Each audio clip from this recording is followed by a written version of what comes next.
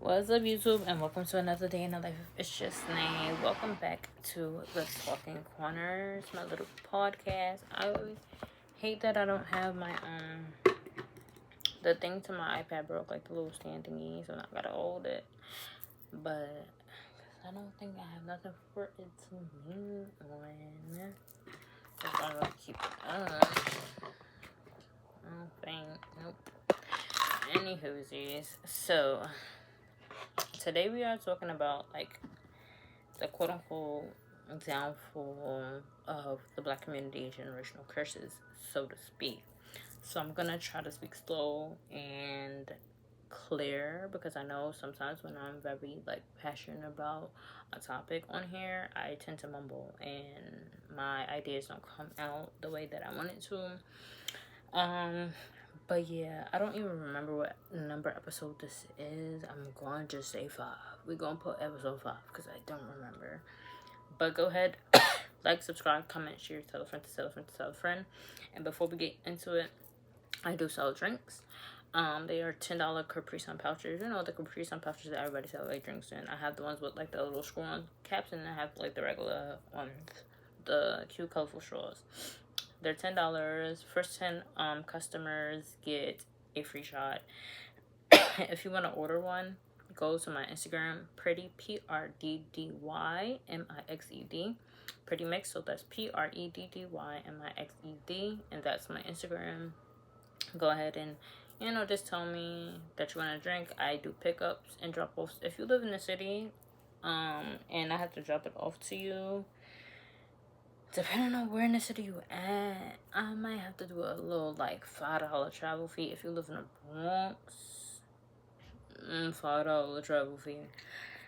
If you live in like Suffolk County, yeah, you'll get a travel fee. Might have to be 10 because Suffolk is far. Not going dry, not going dry, not going dry. I do not have an easy pass yet, so I can't really go to Jersey right now because I don't know if the tolls take like cash and stuff. I'm a new driver. Like I would have my license for a year come next month, I want to say. But yeah, I'm a good driver. Like don't get it twisted. I've been driving like since I was 18. Anyways, you see how I just be ranting and rumbling. But yeah, go ahead and just order your drinks. I have like something called Malibu Ring, which is Malibu Hypnotic, and it's supposed to be Sprite, but I tried it with like the berry Gatorade and tea. Because I don't have Sprite right now. Tipsy Margarita, a sangria, henny coladas, pina coladas, whatever. But let's get into it. Okay, so the first place where we as black people we go wrong is we do not make wills. We don't make wills before we die. A lot of us do not. A lot of black people do not believe in making wills. Oh, you could die before me, or everything's gonna go to my husband, or everything's gonna go to my wife, or everything's gonna go to my kids. No, you need to have a will. You need to have it in writing. Now listen, when you make a will, your will needs to just be person A gets this person B, gets that person C. You have to be very precise about if they're getting the house, if they're getting $10,000. Be very precise. What you do not want to do is you want to tell everybody that's in your will, do not put it in court. Just have it so that when you die, they can read it off and know what they're getting after you die. But what you want to do is any assets and any assets and things like that. You want to put your assets in the trust and put the person that you're giving it to, put their name on that trust so that nobody cannot argue it. Nobody can argue it. Nobody can take it. Nobody can touch it because you can contest a will. You cannot contest a trust or an estate account. Make sure if you have an estate like a home, multiple properties, things of that nature, businesses, put it into an estate account. Put your name and put whoever like you trust the most, put their name on that too. Make somebody your executor. to be able to handle your business when you pass away. You can have an executor while you're alive as well to handle your business when you are no longer in a right state of mind. Make them your power of attorney slash estate. Slash executor of your estate. Boom, bada boom. Do y'all get me?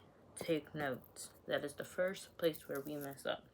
Second place where we mess up is if we have businesses and things of that nature. We have homes. We need to teach our children so that they can teach their children how to upkeep, how to liquidate the assets out of your home and your businesses to be able to fix it up. You want to fix up your properties, your homes, your businesses at least every 10 years. You want to get new appliances at least every 10 years. You want to fix your flooring, your tiling, your roofing, your gas, all of that stuff. You want to keep up every 10 years. And so we need to learn how to take the liquid assets out of the homes and stuff like that, liquidize it, and turn it into cash to be able to flip the house and keep it up and stuff like that. What else?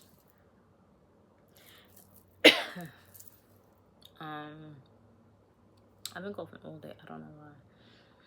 But, okay, that's that, right?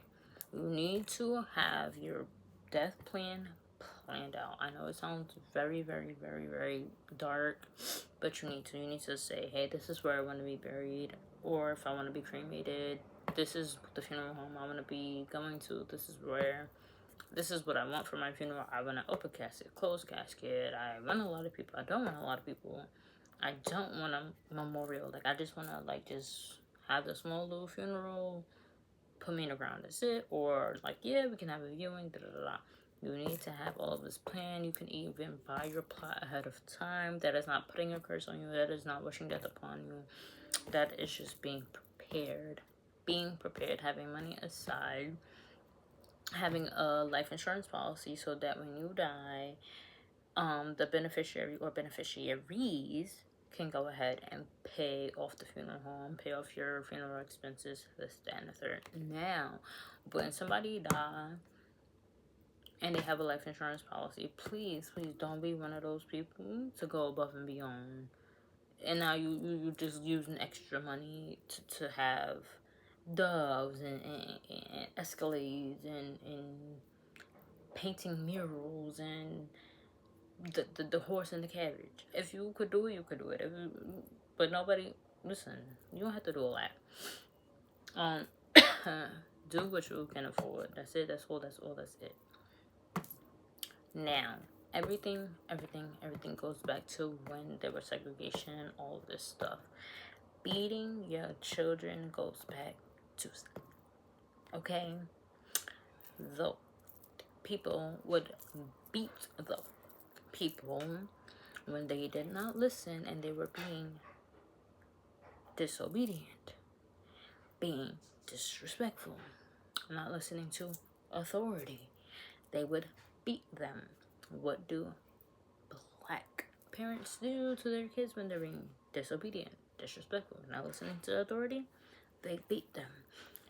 Physical affliction upon a child whose frontal lobe is not even fully developed and they cannot understand or conceptualize why you are inflicting pain upon them because they did not listen or they forgot or they made a mistake, as all human beings of all ages do, does not correct said behavior. You can beat a child until they are blue. It will not change the behavior. All it will do is either have them develop some sort of psychiatric diagnoses, dissociative identity disorder, schizophrenia, bipolar disorder, etc., due to the trauma and the brain trying to protect the body, or it will make them rebellious, or they will just become so accustomed to that they will repeat that cycle and either become abusers of their partners in romantic relationships, or they will beat their children. And guess what? You do not learn anything from getting beat, hit, smacked, punched, none of that. Kids do not learn that way. That is not how the brain works. That is not how the brain develops. And that is not conducive to raising a healthy person. Instead, natural consequences make more sense. For example, do not touch the stove. The stove is hot. They try to touch it again. Do not touch the stove. The stove is hot. They touch that stove. They're going to realize, ouch, that hurt. They're not going to want to touch it again. They're not going to want to touch it again. So, that is a natural consequence. You do not have to beat them for, oh, did not tell you not to touch the stove. You try to touch the stove again. Now I gotta beat you so that you don't touch the stove. No, they're still gonna be inquisitive as to, are you just telling me this because I'm small or because I'm young? Or what if the stove really isn't hot? Natural consequences. The consequence should match said behavior. If a kid knocks over some milk, why are we beating the kid? Why are we hitting the kid? That does not add up. That does not make sense. If a kid spills milk, the smart thing to do is, hey, go clean up that milk. Here's a wet rag. Go wipe it up. The consequence should always match the behavior. That just makes more sense.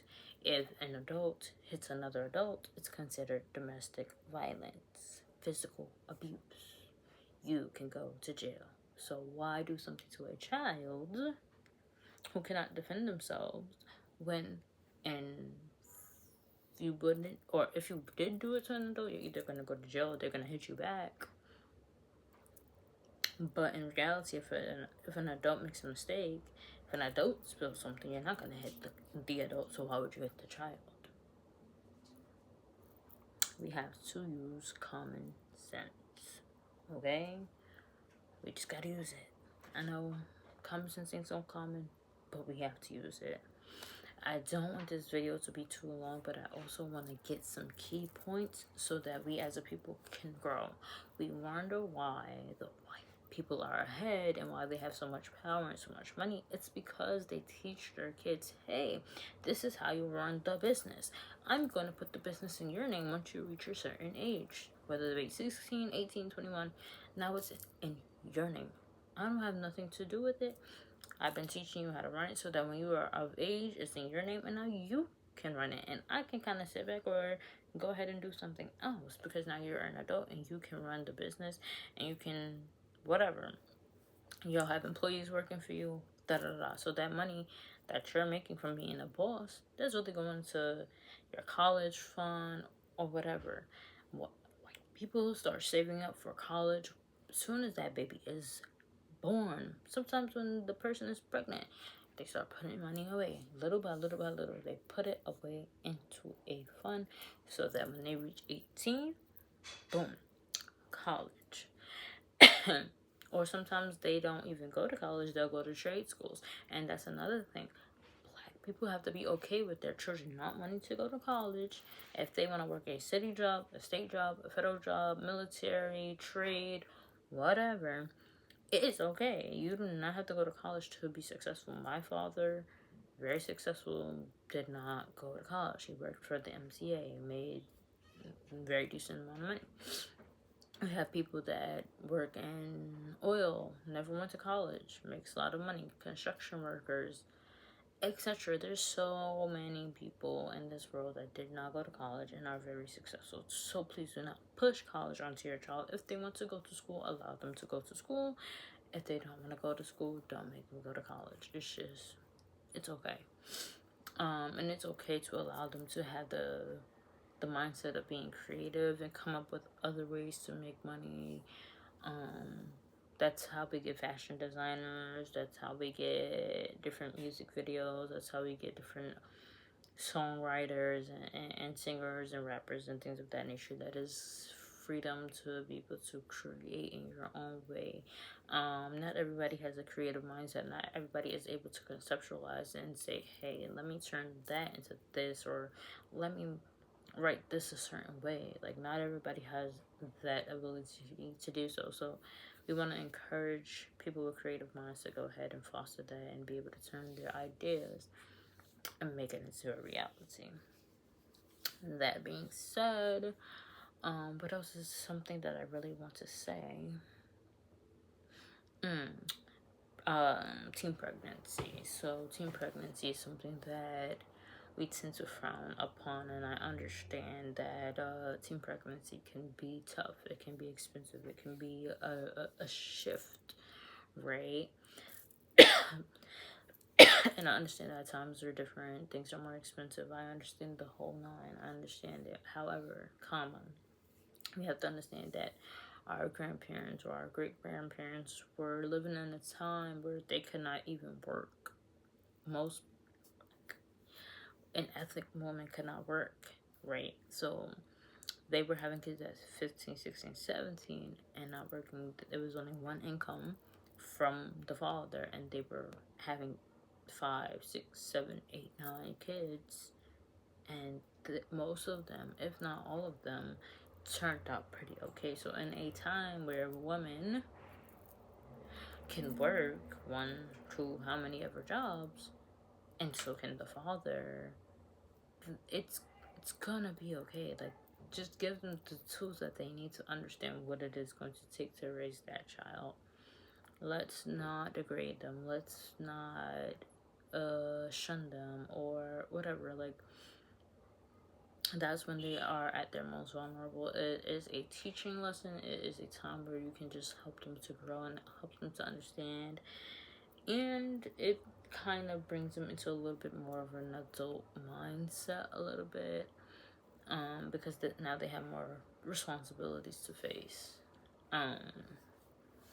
The word disrespectful. This is a word that is thrown around a lot to make it seem as though anyone under your age who's younger than you that has an opinion, that has a thought that differentiates from your own is being rude or like not really, they're trying to like oppose you. No, it's more of a, my opinion is different than yours, but I'm going to voice that opinion because you may not look at the topic that we're talking about and the lens that I'm looking at it from, and everybody have a different lens and a different point of view and a different way of verbalizing how they conceptualize an idea or a topic. And it is okay for someone that is younger than you to have a difference of opinion or a different point of view. It does not equate to disrespect. Disrespect is something that usually would be coming at you in a way where they're undermining you in a way that, like, what you say does not matter. What you're saying is invalid or it has no validity to it.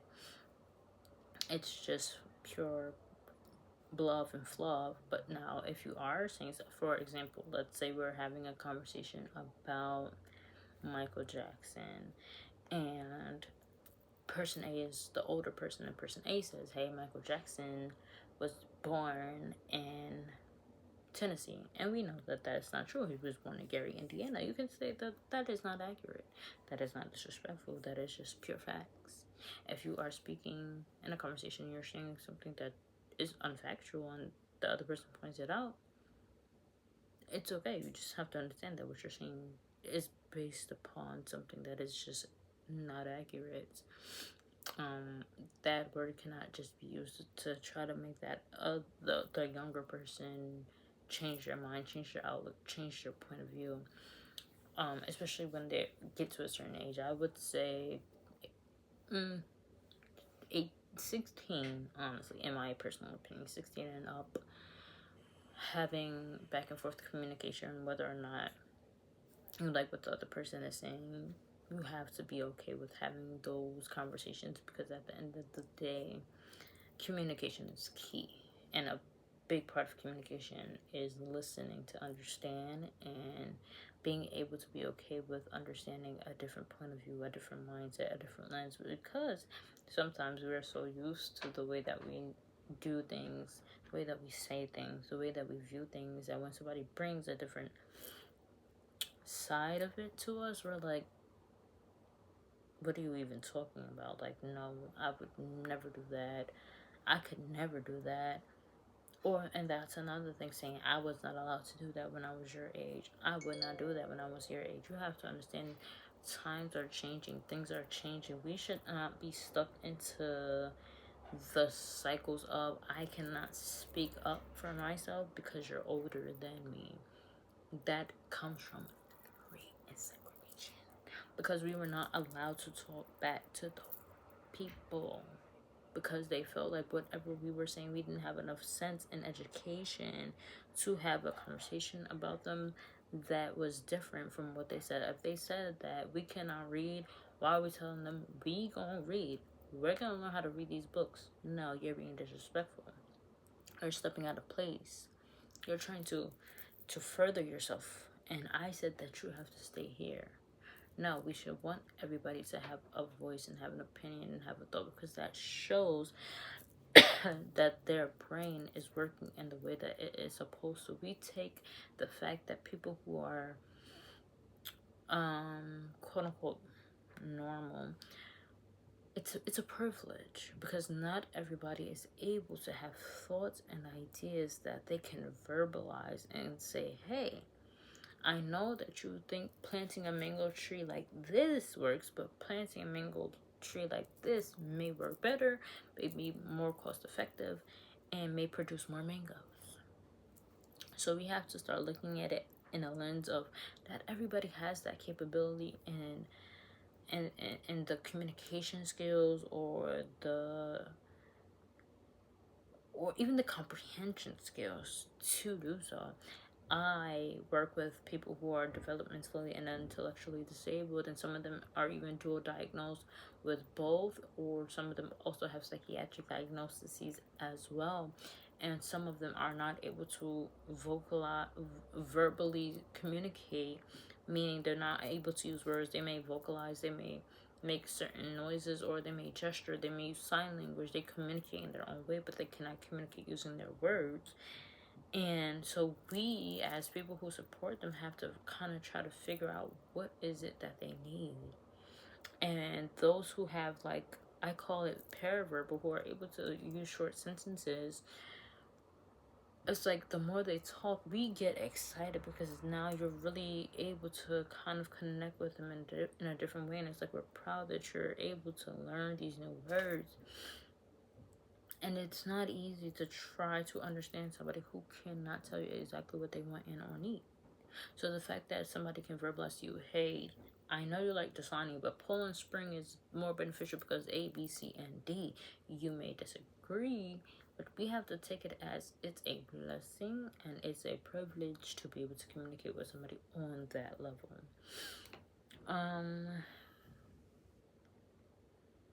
Calling little black girls fast because they are developing at a quicker rate than most other black girls. They may develop breasts and butt quicker. That's not their fault. No little girl should be sexualized, no matter the color, the race, how fast she's developing, or how slow she is developing. She cannot control her hormones. She cannot control her genetics. She cannot control any of that. She should not be sexualized. She is not fast because she has to wear a bra at 12. She's not fast because she has to wear deodorant at 10. She is not fast because she started her menstruation at 11. She is not fast. That is just a part of her development, a part of her growth, a part of her genetics, and just a part of her life. She's not grown because she wants to put a little couple of blue braids in her hair when she's 13. She can't do it at 30. Let her do it at 13. She's not fast because she wants to do nails when she is 13 to go to prom. She's going into high school. Let her wear the long nails now, because she cannot do it when she is 30. When you enter the workforce and you're in your career, there are certain things you cannot do. Now, unless you own your own business, depending on what that business is, because, you know, everybody has a mindset of how certain people should look in certain professions, even though you can be tatted up and be a doctor and be the best at your job compared to somebody without no tattoos as a doctor. But still, you understand what I'm saying. Let them do it while they're young and they don't really have any major consequences, or don't have really any restrictions as far as you know, expressing themselves through nails, through lipstick, through makeup, through hair, because I am 32. My job, I can't really go to work with pink hair. Can't do it. But when I was in my teens, that was a time for me to wear the pink hair, the blue hair, the green hair, the this, the that, the third. They are not fast. Let them do it now while they can before they get into the workforce and they can no longer express themselves, okay? Just these things, amongst other things, are keeping us stagnant as a people. We have to get it out of our minds and out of our brains. It's going to take some time. It's going to take some learning. I understand that. But if we look at it from a different lens and a different perspective and a different understanding, and understand that everything really is rooted in, we will stop doing it. Because then we're going to be like, those people still have the power over us to how we are raising our children and our families, and how we're preparing for life and death, and how we are going about our day-to-day basis, and how we discipline our children, and how we take care of our parents, and how we treat our siblings and cousins and aunties and uncles and this, that, and the third. So that being said, this is already kind of a long video, so I'm gonna cut it right there. Go ahead, like, subscribe, comment, and share. Like I said, thank you for coming to the Talking Corner, and I will see you guys in another video at another time. Gonna try to do a clothing haul for my cruise that's coming up in September. I also have to find my outfit that I'm gonna wear for my team's pool party, as well as the Chris Brown and Usher concert. So I will bring you more content, and yeah, peace.